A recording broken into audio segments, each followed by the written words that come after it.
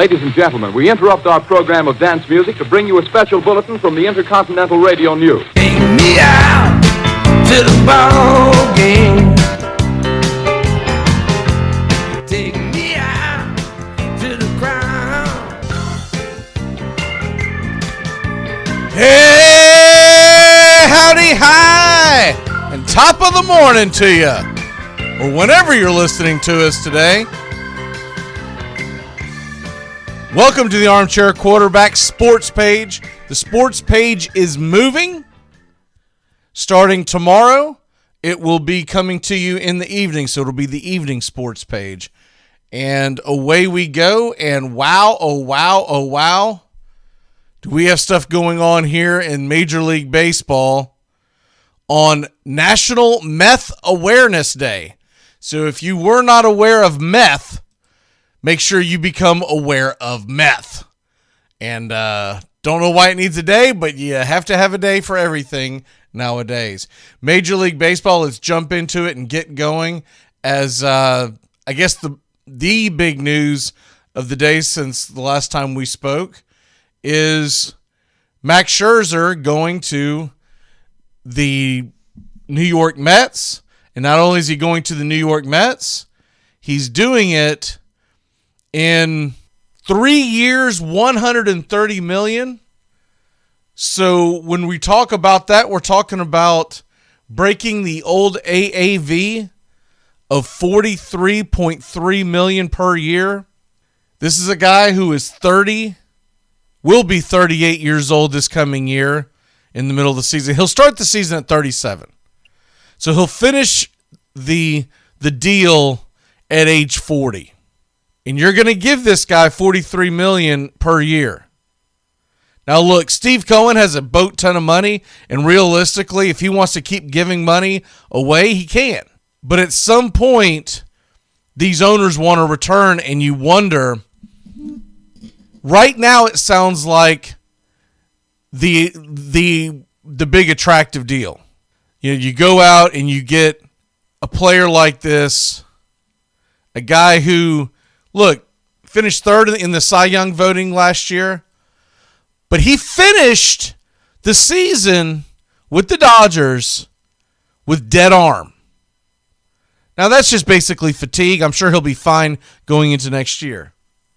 But at 37 years old, you're banking on a lot. You really are. You're banking on a lot. And the Mets have signed quite a few players. By the way, before I forget to mention it, Robbie Ray agrees to a 5-year, $115 million deal to go to the Mariners. The Mariners were on the market for Marcus Stroman. So that's interesting there. That might be the steal of the entire winter. 5 years, $115 for the Cy Young winner. A guy who's lights out, has a high strikeout rate, and is a lefty. $115 million over 5 years. You're basically talking about paying the man $23 million a year. You're going to pay him $23 million a year in his prime. You're going to pay Max Scherzer, who did not win the Cy Young, $43 million a year at the tail end of his career. That is called the Mets grasping at straws. That tells you that Scherzer didn't really want to be a Met. He wanted to go out west like everyone talked about before. The conventional wisdom was that Scherzer was either going to stay with the Dodgers. A lot of folks thought he could go to the Angels, maybe even the Giants, but he was going to be somewhere out west. And that tells you that the Mets, to get him to come to New York, were going to have to back the truck up. Because basically you're paying a guy for something you shouldn't have to pay. Which is, you're paying him to come play for you at a higher rate because he doesn't really want to be there. Now, the Mets went ahead and they've had 4 signings so far. If you missed it, they signed Starling Marte, an aging outfielder. He's in his 30s. A good batter, but let's be honest, an aging outfielder. They signed Mark Canha, and they also signed Eduardo Escobar. Now, Mets fans are excited about these moves. They believe it's going to bolster their offense. 4-year, $78 million contract to Marte, who's 33 years old. Kenya is a 2-year deal for $26 million and a 3rd-year option, and then Escobar for $20 million. Obviously, all these deals I'm referring to are pending physicals, but that's what's been going on in Mets land, and the Mets are looking to bolster their team. I think they're taking some big risks, but they could have big rewards. And I think when we get to the spring, after we get it past the lockout and all that nonsense, I really don't think this lockout's going to be as bad as a lot of people fear. A lot of people fear we're going to miss quite a bit of the season. I don't think it's going to be that way. I think Major League Baseball and the Players Union know they have too much to lose. They're going to have to find common ground. But when we get to the spring and they start making preseason predictions, every media outlet, because of DeGrom, because of Scherzer, they're going to pick the Mets to win the NL East. And I just assume that once again, the Mets are going to find a way to Met it up. They always find a way to overpay, to stick with guys longer than they should. I am surprised and actually proud of the Mets organization, that they're letting Javi Baez walk away. Javi Baez, it looks like that he's going to sign with the Tigers. Looks like it's going to be a 6-year deal. That is shocking because it sounded like that they wanted to bring him back, and I thought he was just a cancer in the clubhouse. Him and all the stuff that he did last year with the thumbs down, and then, of course, you got Francisco Lindor. Him and Baez are like best buds, and Lindor seems like he's a bit of a head case. You've already thrown $330 million just down the drain for him. I thought for sure that they were bringing Baez in, and it was going to be this volatile thing that we'd be able to watch and grab our popcorn and almost laugh at for the next several years as fans of other teams. But instead, they did what I think is the smart thing and let him walk, because you've got to let him walk. So that's what's going on in Mets land. We'll see how they met it up. And I'm not a Met hater by any stretch of the imagination, but it just seems like the Mets always find a way to get in their own way. Moving on from that, other moves that were made, the Braves signed Kirby Yates to a 2-year deal worth $8.25 million. There is a 3rd-year option, club option. So we'll see how that works out. Kirby Yates is coming off of Tommy John surgery. He had it back in March. So the conventional wisdom is he will be ready to pitch for the Braves probably somewhere past the All-Star break. He's a reliever. He's a right-handed reliever. When he's on, he's nasty. And it was a very economical move by the Braves, but they're basically, what the Braves are banking on is that they're going to be in the playoff race, and they're going to need Kirby Yates come playoff time. That's what the whole gist of it is. But just as a Braves fan and following this team relentlessly, I will tell you this. It makes me a little nervous that once again they're signing a guy with injury issues and hoping for the best. Because we watched this with Cole Hamels.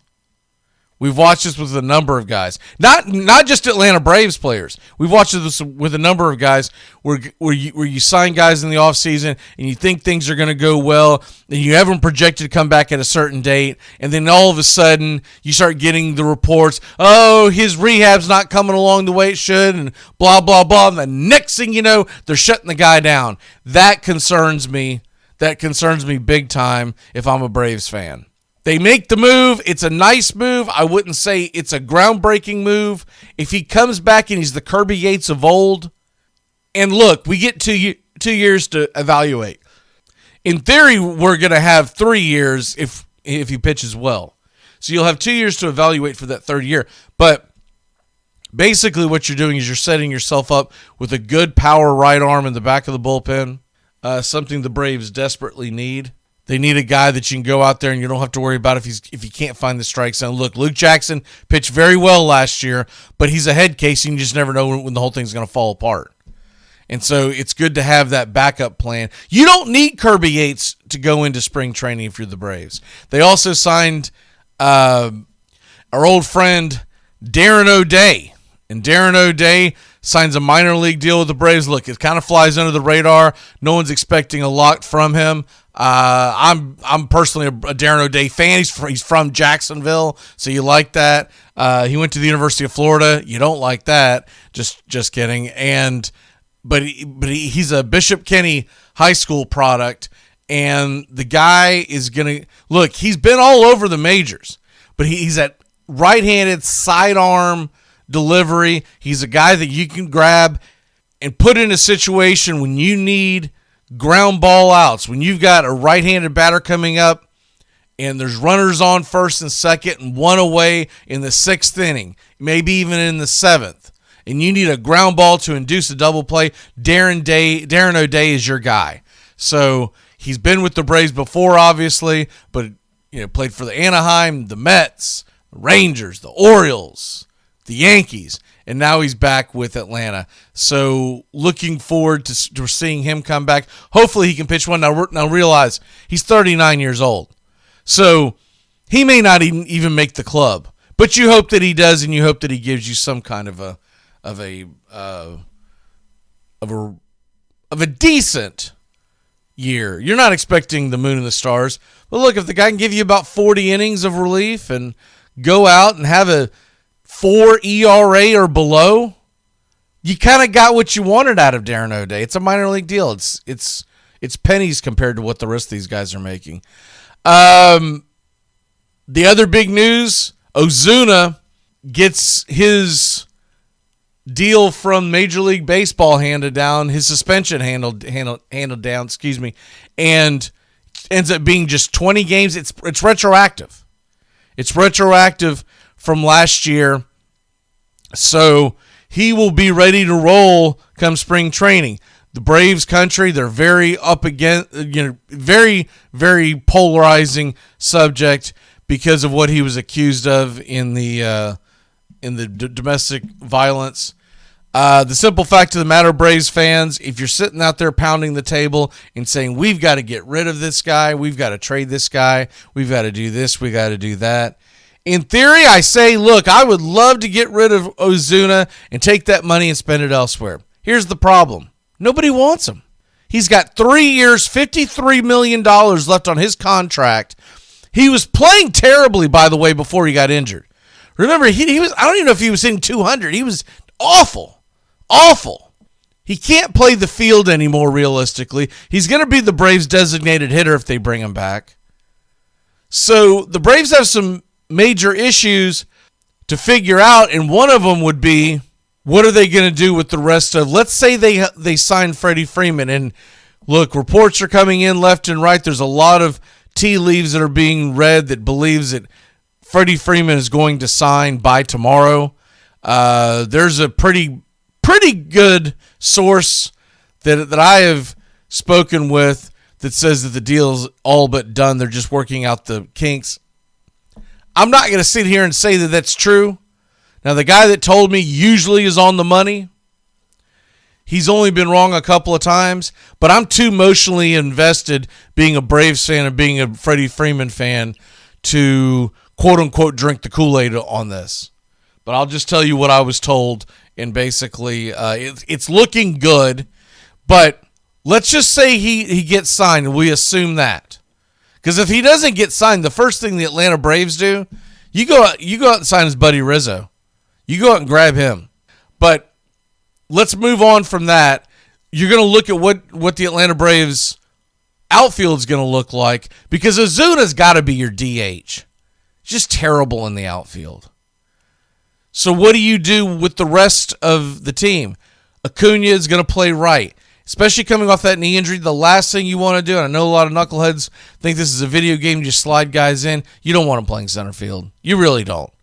I never wanted him playing center field to begin with, but now with this injury, you really don't want him playing center field. That's just more wear and tear on those knees, because if you're in center, just think about it, you've just got a lot more running to do during a game.